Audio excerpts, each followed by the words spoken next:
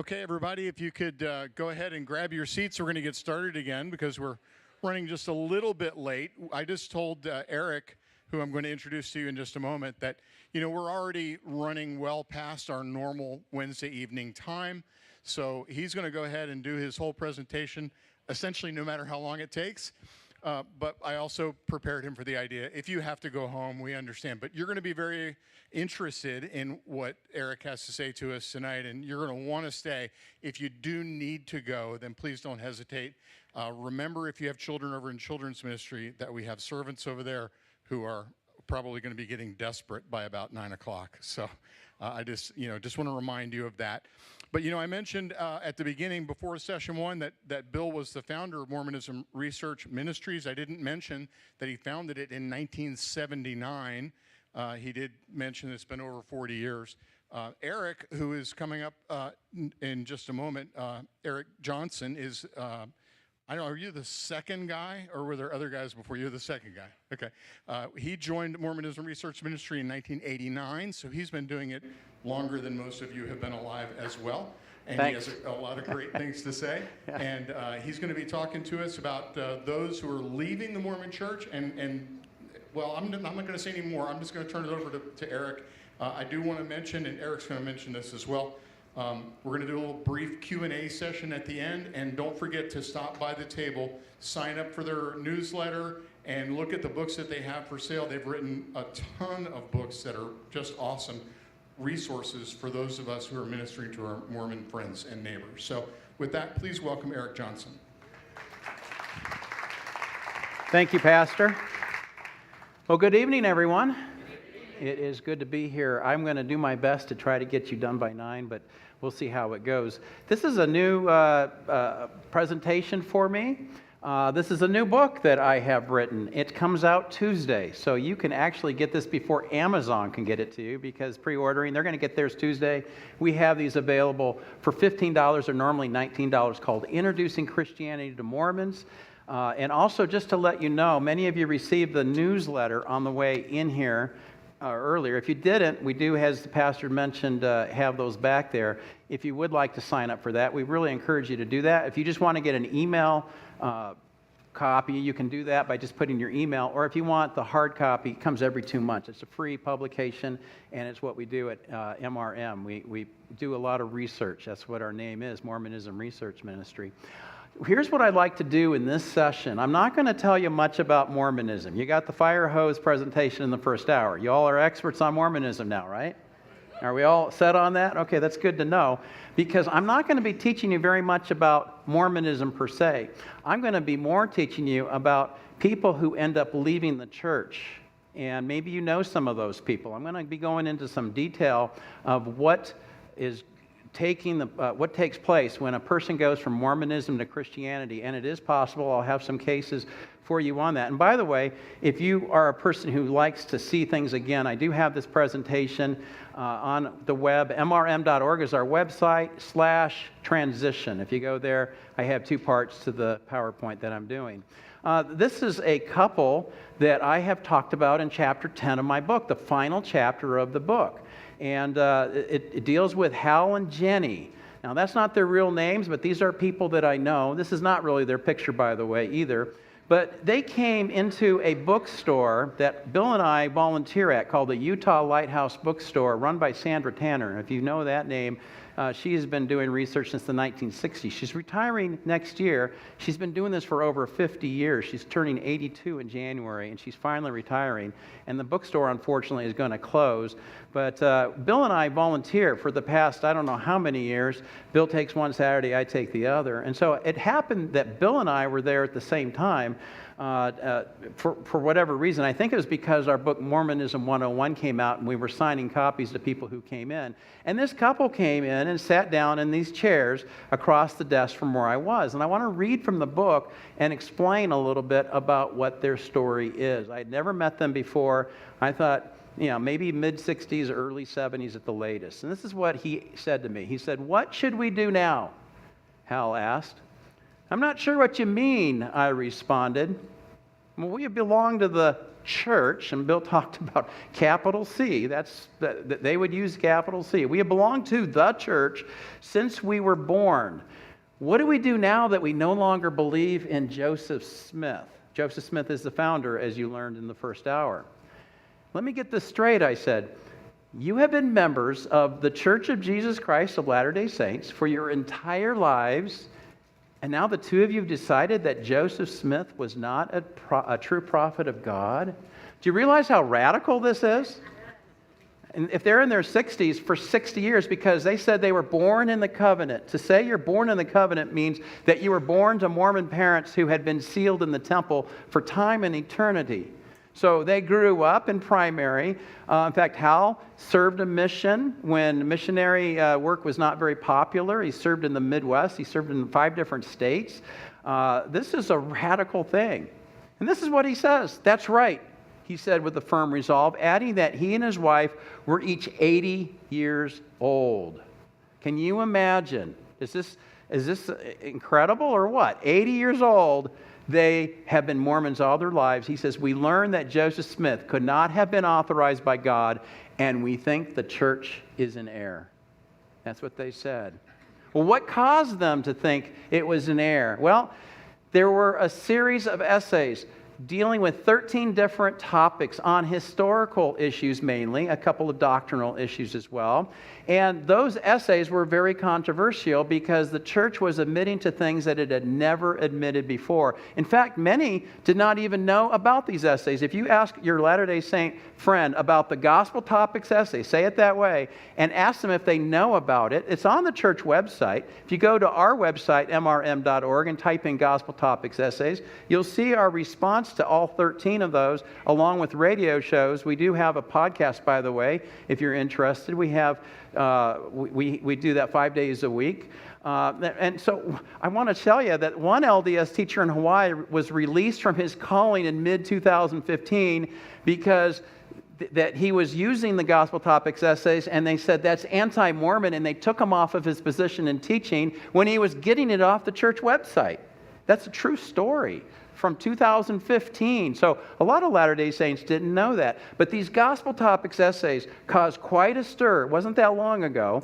One BYU Idaho student said this, once I started searching, I came across this recently published essay on LDS.org. It talked openly about the translation process of the Book of Mormon. It shocked me. My issue with it was that the narrative it laid out was completely different from the one I'd grown up learning about. I frantically searched the footnotes of the essay for some sort of an explanation. However, the more I searched, the more confused I became. That would have been my friend Hal. Hal said the exact same thing. I've been taught all these other things, and now the church comes and tells me differently. Let me give you the 3 that were the hardest for them to accept and why they ended up leaving. Number 1 was a seer stone in a hat. Before 2013, church art and Latter-day Saints pretty much all were telling people that it was Joseph Smith taking the gold plates that he took out of the ground and he used his finger to translate these gold plates. Well, that's not the case anymore. In fact, this is a real photo. This is a real drawing of what it was, but this would not have been before 2013. If you take a look, Joseph Smith on the left-hand side is translating with Oliver Cowdery on the right, and he has his hand on a hat that he was putting his head into to get the letters that God would give so he could translate that book. It was done through a magic stone called a seer stone. That really, he said, that was never in the picture. In fact, in the February 2001 issue of the Ensign magazine, the official church magazine, Joseph Smith uses his finger to read the plates to be able to translate them. We were just we were in the East Coast, and we were at the Hill Cumorah, and they had a replica of the plates and some other things there. And they had a picture, and guess what the picture was? It was not this. It was Joseph Smith using his finger across the gold plates. That's not the way it happened. And in fact, the guide even told us that he didn't like that picture because that was not historical. And yet many Latter-day Saints today still believe that's true. Also, Joseph Smith married 30 to 40 girls and women. 1/3 of his wives were teenagers as young as 14. Another third, 11 of his 33 wives, were married to living husbands. That's not polygamy, that's polyandry. That shocked the wife. That shocked Jenny. And then Joseph Smith translated the Book of Mormon spiritually, not literally. Long story short, Joseph Smith supposedly got the papyrus that was written by Abraham himself, and that today is found in the scripture. Bill talked about the 4 scriptures, the pearl of great price. And before, everybody thought it was literal. Now that it's been proven that Joseph Smith did not know how to read Egyptian, now the church has said, well, it's not really a physical translation, it's a spiritual translation. Anybody who says they spiritually translated something that does not fit to what it really says, don't believe what they're saying. Because you can make anything happen with that. So those were the 3 of the 13 essays that were most troubling to them. And then this is the book, chapter 10, I remained puzzled by Hal's question from earlier in the conversation. When you ask me what you should do now, what do you mean? I didn't quite understand what he meant. He responded, if the LDS church is not true, then what do we do? Should we stay in this church or do we leave it? How would you answer that question? Whoa. Bill, remember this? He said that and it was like, what do you do now? Should you leave the church? Wow. Well, let me just say this. Some have advised, and this is continuing in the book, some have advised those in the situation to remain in the church. Actually have said that. There's a book written by a former Mormon who said you can do more good inside the church of Jesus Christ of Latter-day Saints and help people get out. I don't buy that at all. Yet I wanted to be up front with the couple and explain this was a bad idea, even if leaving would be costly. And leaving is going to be costly. I believe that staying in a religion not based on the truth doesn't make sense, I explain. It's your decision, but I recommend you find a Christian church that teaches biblical truth. You guys agree with me on this? You're okay. We're all on the same page, it sounds like. R.C. Sproul agrees with me. This is what he said. When the church is apostate, a Christian must leave. You may think you should stay within the church and try to work for its change and recovery, but if the church is in fact apostate, you're not allowed to be there. Consider the showdown between the prophets of Baal and Elijah at Mount Carmel. After God displayed his power over Baal, can you imagine somebody saying, well, I see now that Yahweh is God, but I'm going to stay here in the house of Baal as salt and light and try to work for its reform. We're not allowed to do that. If the institution we are in commits apostasy, it is our duty to leave it. Somebody was telling me they came from Seventh-day Adventists. I think this is the much better church to be in. If Jehovah's Witness, I don't care what church, if they call themselves Christian, if they're not teaching true Christianity, then I think it's one you need to escape from. But here's the problem. Leaving Mormonism could be very costly. Anybody know former Latter-day Saints? Okay, some of you do. And you're going to know some of the things I'm going to say. For one, your marriage could be at stake. Your very marriage could be at stake. In fact, some of the bishops who are like pastors, they're like Christian pastors, they're volunteers. They are managing as many as 500 people with no pay. They volunteer their time. Can you imagine taking care of 500 people and being the main leader? But some of the bishops have advised a spouse to separate and divorce, including my friends Dave and Ken, who Ken has now passed away. He died of cancer a couple of years ago. And my friend Dave, those are 2 good buds of mine, and they both left Mormonism, and their wives did not leave. And you know what the bishop advised them, each of the women, to do? Divorce your husband and find another man who can take you to the celestial kingdom that Bill was talking about. Man, this is a church that supposedly deals with family, right? And that was both of them. My friend Ken, the one who passed away, knocked on the bishop's door and let him know in no uncertain terms was he to involve himself in his wife's and his affair. And it almost caused a divorce. They came several times close to a divorce. Because Ken left, he left Mormonism and became a Christian. And he almost paid the ultimate cost. He died still married to his wife, but there was lots of issues that I went through with him. What about the kids? What about the kids? How heart-wrenching is that? Extended family can treat you differently. I mentioned Dave. Dave was told by his family that he had broken the family chain, the eternal chain of being together in the celestial kingdom, and that they would consider him as dead. This was 10 years ago. My friend became a Christian about 12 years ago, and 10 years ago, they said they wanted nothing to do with him. Just this past summer, my friend was able to go to California and see his dying father. And it was the first time he's seen his father, who's dying, in probably 8 years. And then he had his brothers and sisters there, and he almost got in a fight with his brother, a literal fist fight, because this is still very hurtful to them, that he broke the family chain. See, and the idea that Mormonism is supposed to be about families, but you need to understand, when your LDS friend decides to leave the church, and maybe he's going to consider being a Christian, you as a Christian, please understand that there is a big cost to the family that could take place. It's not an easy decision.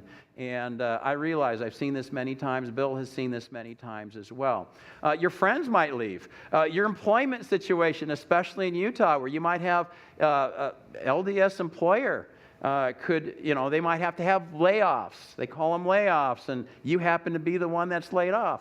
You're the one who just left the church in the last couple of months, and all of a sudden you don't have a job anymore. You're standing in the community. Everybody who lives in the neighborhood goes to the same ward. They go to the same place every Sunday. Your neighbors might not talk to you anymore.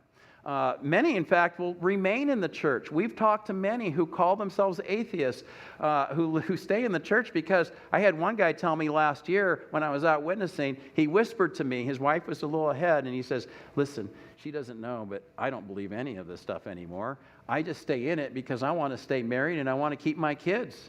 I don't want to get divorced. So he says, I stay in it. He kind of laughed about it, but there's a lot at stake. And if you've never been LDS, and Bill and I have not, but we've been around long enough to know how hard it is to leave this church. Well, why do they leave? A book called The Next Mormons, How Millennials Are Changing the LDS Church. It's an Oxford book. This is a scholarly book printed in 2019, written by a woman named Jana Reese. She's a Mormon blogger, author of Flunking Sainthood. She writes a column on a regular basis. Bill and I have done a number of reviews of her work. She has a PhD in American Religious History from Columbia University. She is no slouch. She did research, and she came up with all the reasons why people leave. I'll just give you the top 7 reasons. And if I asked you, if we had time, I would maybe have you shout out, what are some reasons you think people are leaving the church? Listen to what she came up with, which is different than a survey taken in 2012 by Mormon Studies, a group that is led by John DeLynn, who is an atheist now, but a former Mormon. And he did I don't know how his survey went. I haven't studied his survey very well, but his survey dealt mainly with doctrine and history.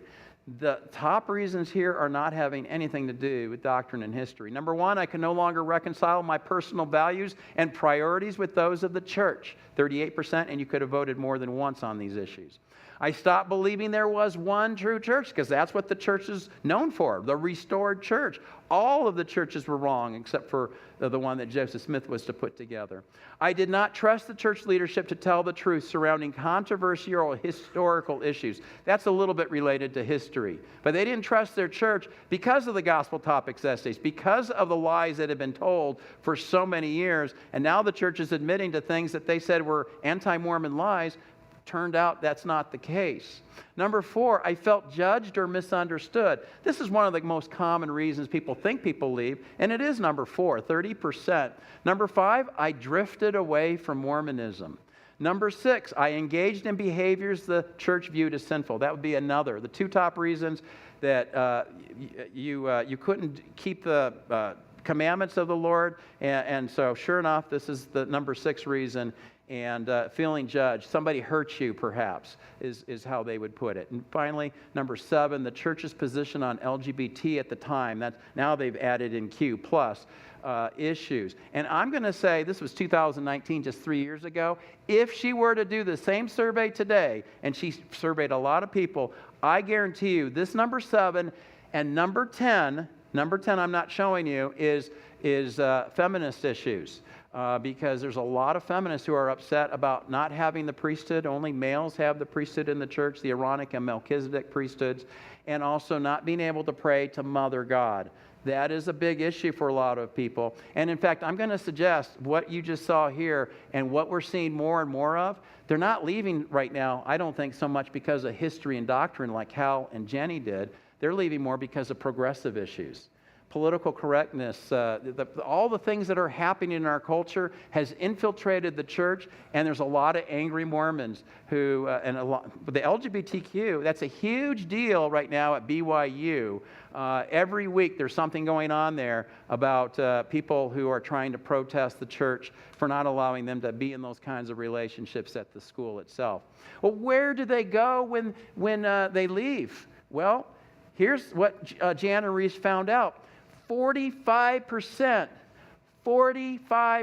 close to half leave, who become atheists, agnostic, or nothing at all. They have nothing to replace the Mormonism. They once believed in God. They all would say, oh yeah, I believe in God. When I was a Mormon, I don't believe in him now, perhaps. Or they're not sure. They're just kind of like nothing. They got burned by religion. Just Christian is another 21%. According to Reese, these people consider themselves just Christian but do not specify a particular church. Basically, they are moralists. I'm a good person. I don't need religion. They haven't gone to any other church. She made that very clear in the survey. This is not somebody going to another church. We're just Christian. Well, I live in America. I'm just a Christian. We hear that all the time, don't we? I want you to add that up, 45 and 21. That's 2 out of 3 people leaving the church are going to nothing. They're going nowhere. No hope. Become very bitter. Many of them do become bitter. And the problem I have with that just Christian, if they're not being taught or discipled in a Christian church, how have they been unable to unlearn LDS teaching? As you heard Bill teach today, all of these things are different. Mormonism denies or distorts every fundamental teaching of the historic Christian church. Don't let any Mormon tell you that Mormonism is Christianity. It's not when you take a closer look at the doctrines. Where do they end up? 10% become evangelical Christians. 7% become mainstream Protestant, which makes sense because a lot of the liberal Protestant churches are okay with the LGBT, and a lot of them are moving in that direction. A lot of former Mormons end up becoming homosexual. In fact, there's a TV show on Netflix following a couple who left their husbands when they met at church, and they ended up getting married, and they both dumped their husbands, and so it's like a reality series that follows them around. I mean, this is how it is. Other religions, 11%, and Catholic, 6%. Again, only 1 out of 3 goes to religion. Of the total, only 10% become evangelical Christians. Are you concerned about that? Does that concern you? It concerns me. I think that's not a very good number. 10%. We have something in Christianity, ladies and gentlemen, that no other religion has. All the other religions ask the question, what do we have to do for God? What do I have to do in order to earn God's favor? And Christianity asks the question, what did God do for me? We have something. We have a great product. We need to possibly do a better job of selling that product and telling people about what the gospel is. This is a problem in the church because when they leave, I hear this all the time. If I had a nickel for every time, I've heard people say, well, if the church isn't true, then nothing else is. I've heard so many Latter-day Saints say that. I've had former Mormons, they all acknowledge. Yeah, we used to tell each other that, they would say, when we were dealing with an issue that it was really hard. And, well, what else is there? All the other churches, Calvary Chapel here, that's an apostate church. The great apostasy, it's a terrible thing that happened to it. It can't be true. Islam can't be true. Nothing can be true. That's why so many are going to nothing or atheism. And it's why I think why many who leave Mormonism don't seriously consider Christianity. One, I don't think they're getting a clear presentation of Christianity. I think there's a lot of former Mormons out there who have stereotypes about the Christian church, and they have not been answered. They think the Trinity is 3 gods in 1 God. That Jesus, according to what we believe, somehow was talking to himself in the Garden of Gethsemane when he prayed. Okay, that's what they think. Or they think salvation by grace according to Christianity is raising your hand at a church service and saying, oh, I want to become a Christian, and then going out and murdering and committing adultery, and that's okay because you're once saved, always saved. We got to get rid of those stereotypes. We got to tell people that's not what Christianity is. The great apostasy, as Bill discussed in detail here this evening, is, I think, the big bugaboo when it comes to a person coming over to Christianity. And Bill read to you from Joseph Smith History, chapter 1, which of the churches should I join? That's what he wanted to know. And as Bill read, I was answered that I should join none of them. That great apostasy still plays a major role, I find, in most former Mormons, in their psyche. They still believe in the great apostasy. Well, that doesn't make any sense, does it? In fact, here's my witnessing tip. When you talk about the great apostasy, if that issue comes up and they say, well, if the church isn't true, then nothing else is. First, that's a lie. Because if Mormonism isn't true, there's something else that's true. Maybe it is atheism. Maybe it is Buddhism. Maybe it's Islam. Maybe it's evangelical Christianity. But something has to be true. Maybe we're just in a big dream. We're in the matrix right now. Maybe that's true. Something is. So that's not true. If the church isn't true, then nothing else is. But I like to ask the question, where did you learn about the great apostasy? Well, where did they learn this from? They learned it from the church. I asked the question, do you accept anything that your church says is true? Because these are people who have left already. And I'll say, do you believe the Book of Mormon is ancient scripture? You know what they'll say? No. Do you believe Joseph Smith is a prophet of God? No. Do you think drinking coffee is sinful? Oh, they love coffee. In fact, some of you probably will not make good Latter-day Saints. I'm sorry, but coffee's not allowed. And the first thing they do is they find a coffee bar. They go to Starbucks or wherever they're going to go, and they're going to partake because that was forbidden fruit. And so they love coffee. We have a lot of coffee shops in. We just keep opening Dutch Brothers all over the place. Going to a temple is necessary to be with my family forever. Do you believe that? No. They say no, absolutely not. Well, the idea of being burned, I was just talking to 3 couples in the bookstore about 5 or 6 weeks ago on a Saturday. They were there at the same time, 3 different couples. That's very unusual. We have so many people in the bookstore. And they all had left Mormonism in the past year. I always like to ask, they're on my turf because it's my bookstore that day. I get to ask questions. So I said to all of them, I said, so where are you guys at now? I mean, what's your belief? Oh, we're nothing. Oh, we're atheists. Oh, we're not sure. So, okay. Have you ever considered evangelical Christianity? Oh, no. This one lady told me, oh, no. She says, I've been burned by religion. Again, if I had a nickel for every time I've heard that.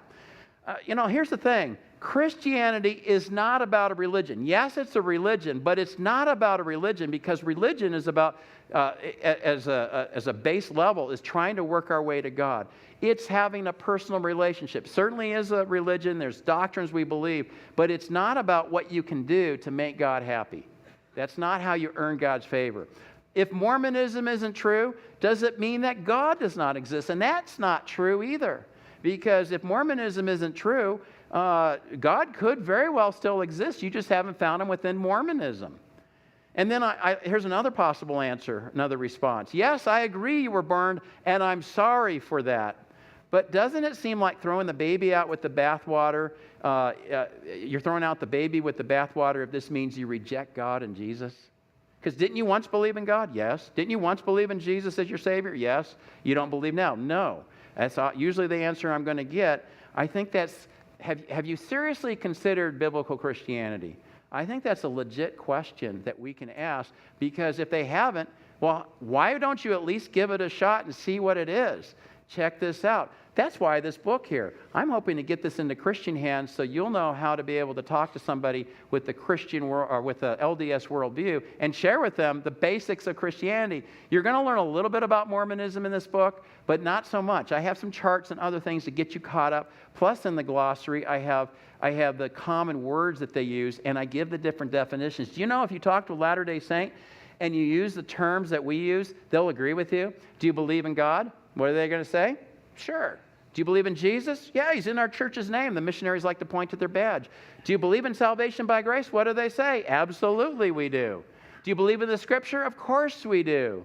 And so it can be very confusing. So understanding what it is that the Latter-day Saint means when he says those things, I think is the most important thing, is for us to be able to explain what that is. So there's my question. Would you be willing to consider the claims of Christianity? Now, I asked one lady there, and she says, I won't because I've been burned. Another lady who said she didn't know what she wanted to be, what she was, she says, I just left 2 months ago. I'm trying to figure this out. I said, if I gave you a Bible, would you consider that? A Bible in a modern language, not the King James, something that you could put next to the King James, and you can check to see how that goes. You're going to find that the King James is hard to understand sometimes, and you're going to find a modern translation will be easier. You know what she said? Yes. I said, will you read the book of John? Yes. That's a great, if evangelism-wise, I moved her from here over to here, that she was willing to do that. In fact, there was a book called I Don't Have Enough Faith to Be, or I don't Have Enough Faith to Be an Atheist by Frank Turek and Norm Geisler. She saw that book. She says, maybe I should buy that book because right now I don't believe in God, I don't think, but I should at least check the other side. I said, absolutely. Check out to see what is said. Now, reject God if you want, but at least look into it first. Let me continue the conversation with Hal and Jenny. Hal said they had considered visiting services in a local Christian church, but they were unsure who could be trusted. Can you imagine 80 years and you've been burned and you know that this organization is not true? He doesn't know who he can trust. His next question floored me because of his sincerity. We're not sure what to do at a Christian church service. What do we wear? When do we kneel? Can you help us? Well, how do you answer that question? Well, I mean, he doesn't know what to do. He needs somebody to help him see what a Christian service is about. And, here we have a typical Mormon family. Is this how you guys dress, by the way, here at Calvary Chapel? This is how they would dress. White shirts and ties, slacks, jacket, dresses for the women. That's very common. They were concerned about what to wear. Well, I told them that you wear a white shirt and a tie at the local Calvary Chapel. It's like putting "kick me" on the back, and they're all going to know who you are. And you want to go in the back, and you want to sit in the back and kind of check things out, just wear regular clothes, right? But for them, they didn't know, are we supposed to dress up like this, or how do we dress? Now, I've been around Calvary Chapels a long time. In fact, we speak at more Calvary Chapels than probably any other group out there, denomination-wise. And we don't even go to Calvary Chapel. Calvary Chapels are really cool because you guys are so wanting to know how do we share Jesus with other people, and so people bring us in to be able to do this. But I know at Calvary Chapel, these are ways that you can dress. In fact, everybody has one of these, right? You all have the Hawaiian shirts, Chuck always would have those. And so you just dress as you are, like you guys are right now. And so I told them, you don't wear the white shirt or slacks, just wear regular clothes. If you have a Hawaiian shirt and you're going to Calvary Chapel, then you'll fit right in with everybody. As far as procedures, I explained how there were differences, but generally most congregations have a leader, we call him a pastor, who will provide clear instructions. One of the issues is music. What you guys played up here would be like this. They would be going, oh my. And that's okay, because some of them go, like Bill said earlier, I like that. That was really sincere, because you know what they're used to? With the organ, and it's just kind of mundane. Nobody's really into it. You could have 300 people in a service and hardly anybody singing at some of the congregations. I'm not saying that for everybody, but it's really low-key hymnal kind of thing. And so that would be something you want to kind of let them know. Here's how the music's going to be. There are going to be drums. They've never seen drums in the front of a church before. The piano is all they would have, or an organ. I'm going to say you need to direct people to a church. I'm going to tell you that if you don't invite people to your church where you go, if this is your home, then you're doing people a disservice, because we did this in Heber City, Utah, up in the mountains near the ski resorts at Park City. I had a mission team come in from my old high school where I taught for 17 years at Christian High School in El Cajon. This mission team came in, and one of the things I wanted to do is I wanted to have them invite people to church. The next Sunday was going to be Easter Sunday. We handed out 200 brochures. The pastor of the church gave us 200 brochures, and we knocked on the door and we handed them to them, and people generally just took them nicely and walked back in. Very few conversations. I was a little disappointed. In fact, I had to go over to the apartment building because we were going to these regular houses, and when we got to the apartment building and we started getting some doors slammed in our face, I said, good, that's what these kids need. They need to know this is reality. This is not reality. Everybody's taking them. Thank you so much. Well, that Sunday, 200 brochures. Do you know how many people came to church that Sunday? How many families? 8. That is an incredible number. 8 people, or 8 families, not just people, and they were all LDS. One went up to the pastor and said, nobody's ever invited me to your church before. I had to come see what it was. Maybe there's people at your work you've never invited to church. I think we need to get them to God-fearing congregations. Do you guys agree with me on this? In Utah, we have a website. We think this is important. Chapter 10 is about getting involved in the local church. If somebody becomes a Christian, one of the first things we want to do is get them to a body of believers. We're a parachurch organization, so we're not a church, but we're here to help the churches and get them into the church. Good Bible-believing churches are found on utahchurches.org. We just bought utahchurches.com. I don't know if Aaron has put that in yet, but we tell people, go find a church. If you know someone who's willing to go to church, you can invite that person if they've left the Mormon church or even not. We're talking general evangelism. Would you like to come to my church? This Sunday, they're going to be preaching on blank. And I'll tell you a little bit about the service. Or if you meet former Mormons in a service and you might see them wearing the white shirts, you can kind of maybe guess that they're the Mormons who have come in. And let me tell you, people are leaving the LDS church in droves. They did not do very well with COVID. So many people left. Many churches in Utah were shut down for 6 or more months with no Zoom. They had to just, at home, the husband is the priesthood holder, had to lead his own little worship service. And people started getting used to not going to church anymore. And the parking lots at our local chapels are not filled like they were before. I'm telling you the truth, and I'm sure the same is here in Nevada. Invite them to lunch. Say, I'll take you to church and we'll go to lunch and I'll pay. Or if you see somebody who is new to the church, whether they're Mormon or not, or former Mormon, say, hey, could we go out afterward? Because I find that great conversations can happen that way. Well, what are your priorities in picking a church? Well, what I tell people for mine, correct doctrine. Is that important to you? Are you getting correct doctrine here? Yeah. This pulpit is preaching correct doctrine. That's a good place for people to be. Stimulating preaching. Do you get that here? Yeah. You're challenged in your way of thinking. I like, personally, a nearby location. Because we live in snow country. I don't want to drive half hour away. I want somewhere closer. That's for me. There's other possibilities. If you have children or youth, how's their youth program? We have small churches, by the way. Our large churches are 1,000 people. The average church in Utah is under 100 people.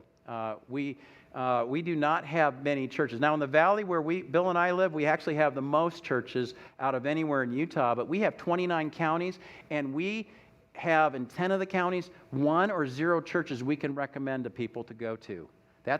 We need more churches. If you're thinking about church planning, we could use you in Utah. How about wise stewards of finances? Do they handle the money well? Do they have clear discipline standards? I think that's crucial as well. These are all things to consider, but there are different churches out there. I tell people, maybe visit a few other churches. Visit mine, but visit a few others. Find what you feel is comfortable, as long as they're doing the correct doctrine, the stimulating teaching, and it's somewhere where you won't make an excuse when there's 2 inches of snow on the ground. Well, I'm not going to church, too far away. And something that you are close enough that you can actually go to. And I think it needs to be emotionally healthy.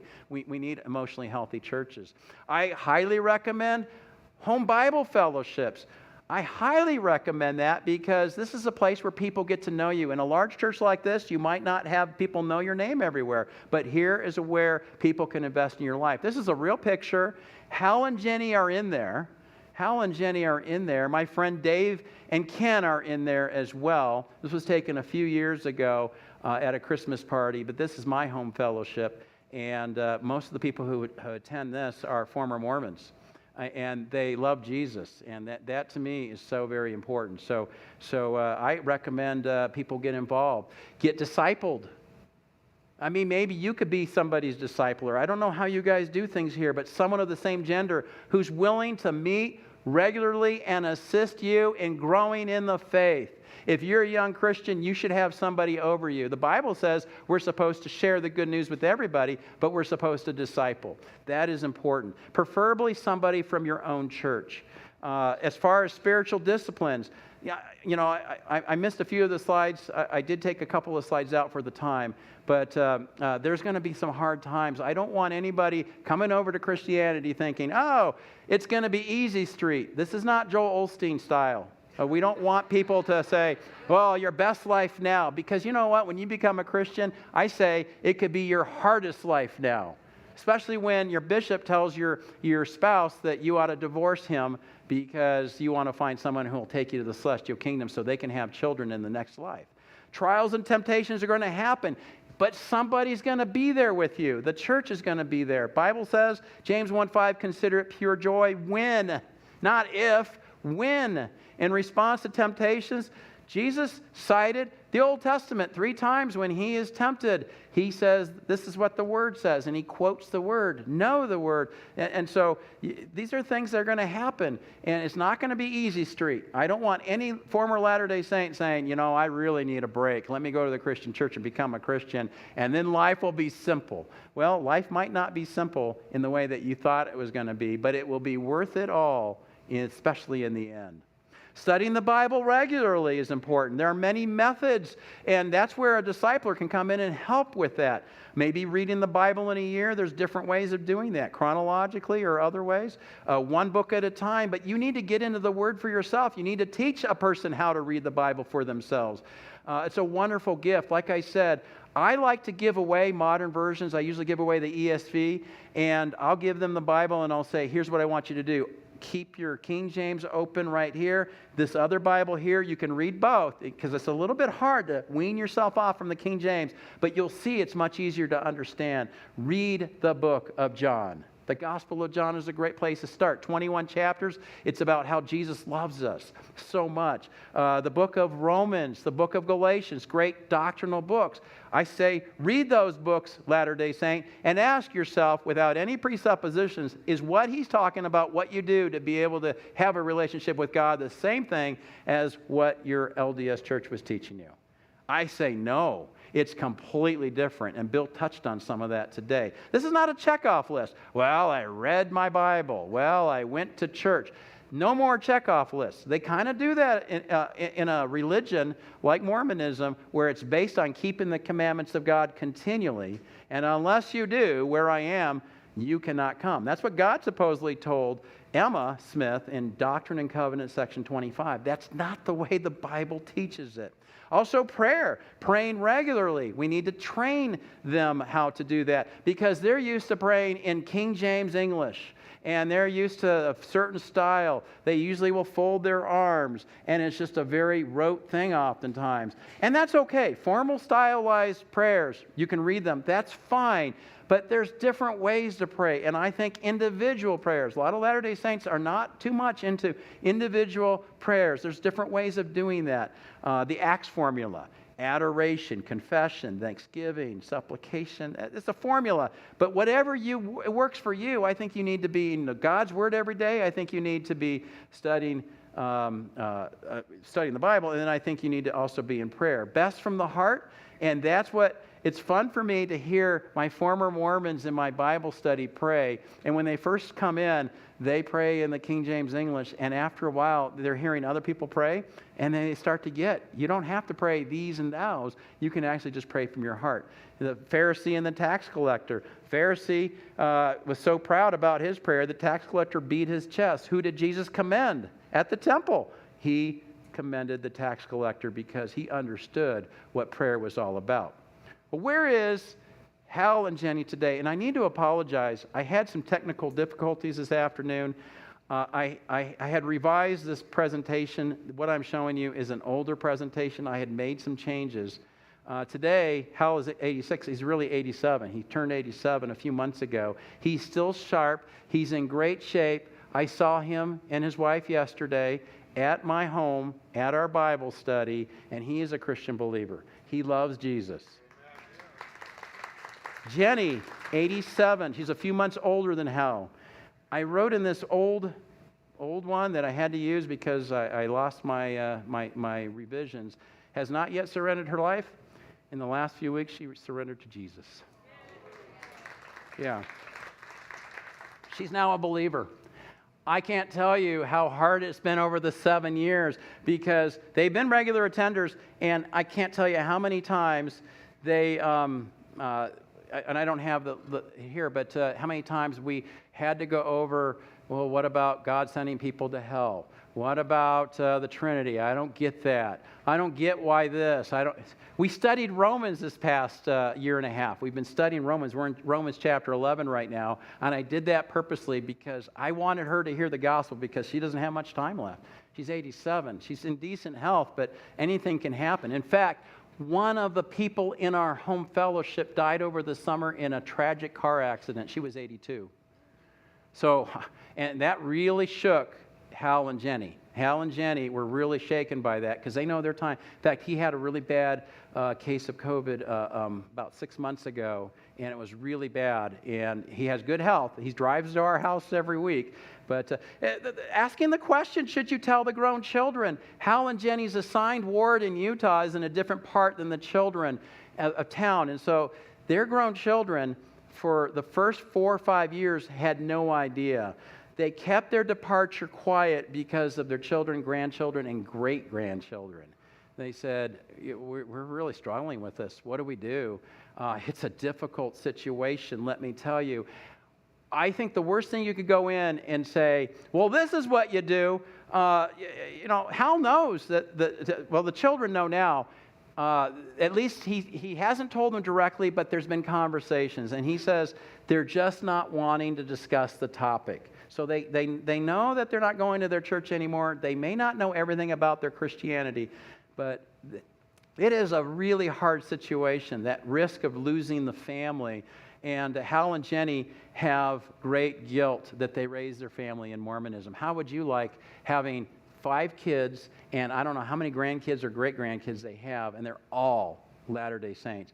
It is really difficult. And that was one of the things that kept Jenny from becoming a Christian, because she felt if she became a Christian, then she was condemning her family to hell.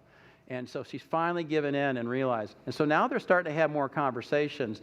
But I think it's easy to say, come on, just tell them. Easy for you to say, okay? It's like the pig and the chicken getting ready for serving breakfast, and the chicken said, hey, you know what? I'll make an egg and you give some ham. And the pig says, for you it's a contribution. For me it's a complete sacrifice. And this is how it is. I mean, they don't believe this is the best thing. They have to make that decision themselves. Now, I've encouraged them, if you find a time, an ability to tell them, and they have in the last couple of years. But even if you would do it differently, this is not something you force on anybody. Jenny's hesitation, as I said, is the family. The gospel has clearly been presented, and I mentioned Romans. I would have changed that slide. I had it changed. I didn't have that anymore. But they've known the gospel all the way, and Hal became a Christian right away. It was like easy street. But for his wife, it was just a long process. You know those people that take a long time to get there? But she got there. If she were to die right now, she told me, she says, I know I'd be in heaven with God. She knows it now. She never could have said that before. Discussions in the home fellowship, we've talked about the Trinity, we've talked about hell and these other things. Good stuff. One final thing I want to deal with is anger. We have found that former Mormons can become some of the most bitter and angry people who have ever lived. Ecclesiastes 3:1 says, there is a time for everything and a season for every activity under the heavens. And I think there is a time to be angry. I was ripped off. If you've ever been involved in a Ponzi scheme where somebody took your money, you're angry. But if you let that fester for the rest of your life, who's going to be affected the most? Not the person who took your money. It's going to be you. There's going to have to be a time where, yeah, you're angry, and being lied to for so long, obviously, is a very hard thing. But it says there's a time to tear and a time to mend, a time to move ahead and mend things up. I've told my former Mormon friends at the Bible study, I know it's hard to talk about these things because they all have stories of how the church ripped them off. And in fact, Hal told me a few years ago, he says, I wish I wouldn't have wasted 80 years in this church. I wish I could have my tithing money back. I said, listen, if that was the way for God to reach you, then praise God for that kind of a situation, right? I know that it's easy for me to say, I didn't have to live it, but there's going to have to be a time. And I appreciate, because Hal has not been bitter, and his wife has not been either, but I have found that many Latter-day Saints, they have a hard time moving past the anger and the bitterness. So they have to acknowledge the loss. When you lose a child, you're going to have to acknowledge that. And it's a difficult time, but you've got to move on with your life. And now that you're a Christian, grow in the faith. Hal reads the Bible every day. He has a relationship with Jesus in a way that he says, I never had that in the Mormon church. These are some of the neatest people, like I said yesterday, meeting with them on a weekly basis. I know for Hal, anger is not controlling his world. So, conclusion. It is possible to transition from Mormonism to Christianity, although it's rare. 10% rare. Now, what does that mean for you sitting out here? Do you know somebody who's willing to talk about this, willing to answer questions, questions you ask, and being willing to ask you questions that you can answer?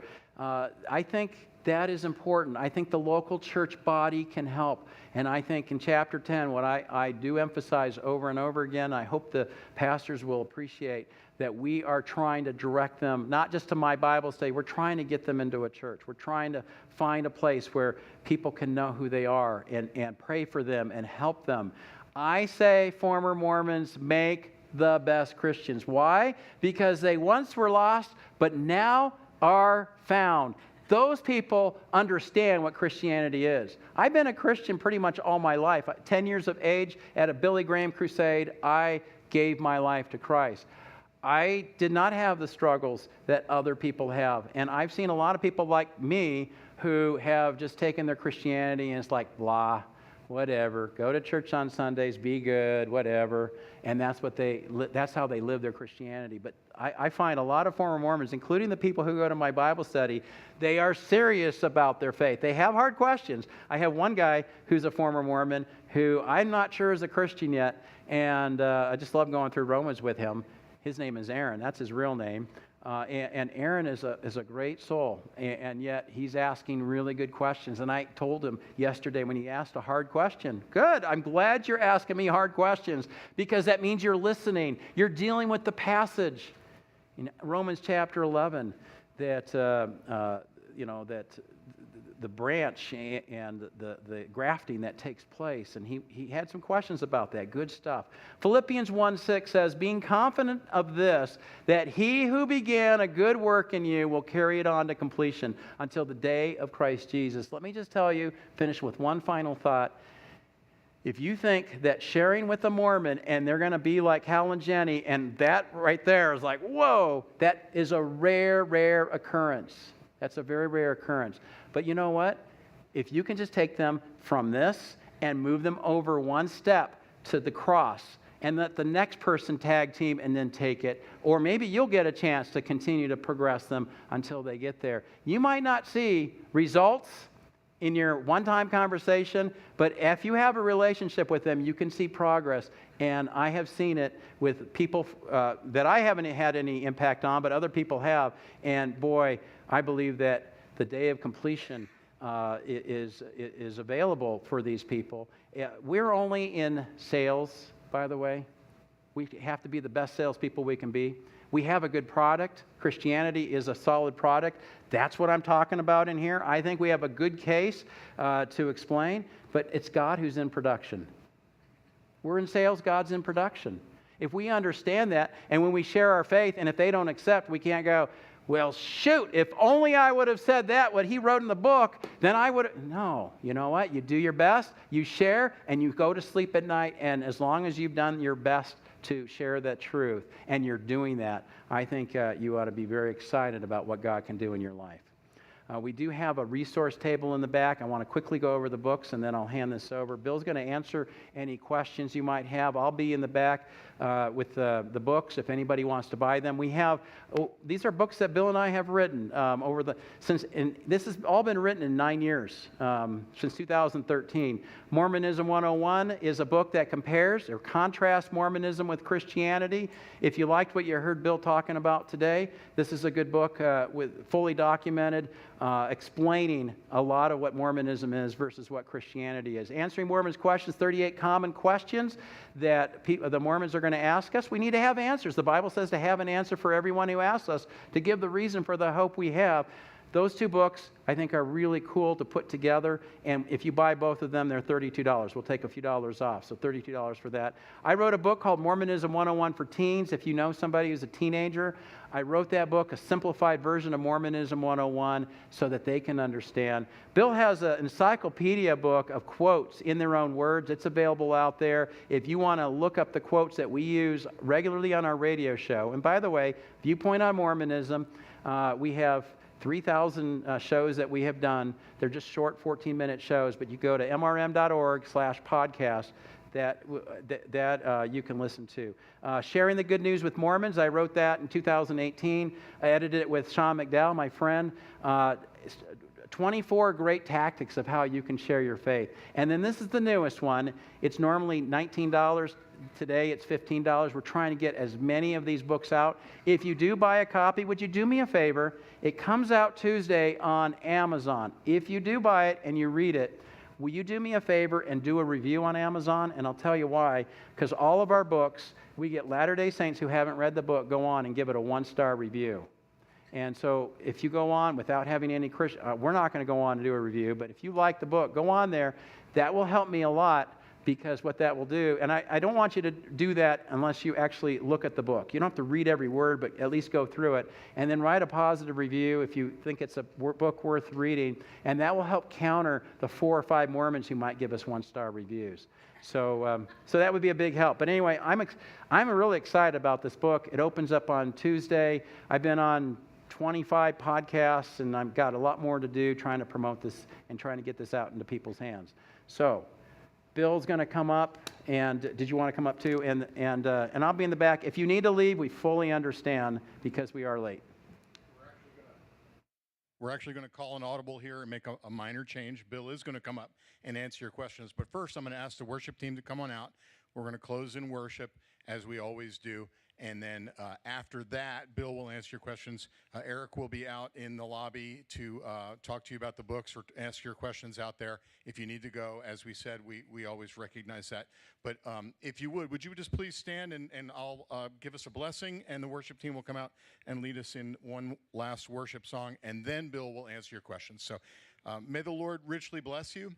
May he cause his face to shine upon you. May he fill you with love, not only for those who don't know Christ at all, but those who know him falsely. May God fill your heart with love for those who are lost and don't even know they're lost, those in the Mormon church and those in other places. And may he give you the courage and the strength to talk to them and lead them to Christ. With that, Pastor David, will you lead us in worship, please?